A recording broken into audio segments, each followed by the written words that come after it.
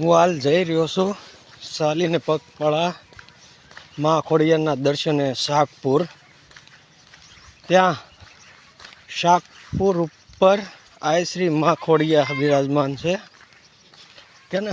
માની ખોડિયારની દયા હોય ને અને એની કૃપા હોય ને એ જ દર્શને આવી શકે. અમારે તો અવારનવાર કૃપા છે ને અમે તો મહિનામાં 1 વાર 2 વાર આવી, કારણ કે અમારી કુળદેવી મા ખોડિયાર છે એના દર્શને. તો અમે આજે પગપાળા હાલ્યા જઈએ છીએ અને થોડાક સમયમાં શાકપુર હમણાં એટલે 15-20 અડધી કલાકમાં પહોંચી જઈશું શાકપુર. જય શ્રી આઈ શ્રી મા ખોડિયાર પ્રવેશદ્વાર શાકપુર. અને અમે હાલ પહોંચી ગયા છીએ શાકપુર મા ખોડિયારના દર્શને.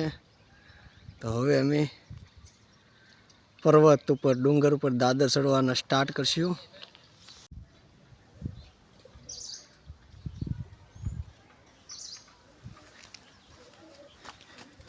ફાઇનલી મા ખોડિયારની કૃપા, કુળદેવી માની કૃપાથી શાકપુર ડુંગરે પગી ગયા છીએ પગપાળા ચાલીને. ને હવે આપણે સીડીઓ ચડવાની, પર્વતની સીડીઓ ચડવાની ચાલુ કરીશું.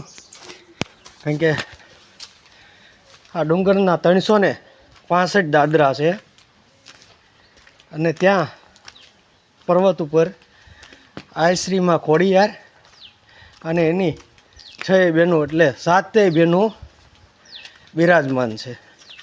જેમ કે આવળ, ખોડિયાર, રૂપાઈ, સોનબાઈ, એમ 7 બહેનો અહીંયા ડુંગર ઉપર બિરાજમાન છે.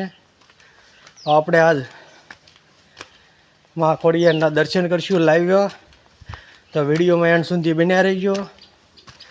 અને વિડીયોમાં જય માતાજી, કોમેન્ટમાં જય માતાજી લખવાનું નહીં ભૂલતા.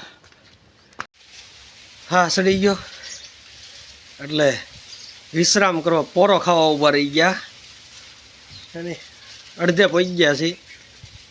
હમણાં સડી જાઉં. લોકો એકે ખાયા સડી જાય, આપણે નથી સડી શકતા. એ ખાયા 365 દાદરા છે તોય લોકો જુનાગઢના દાદરા એ ખાયા સડી જાય છે.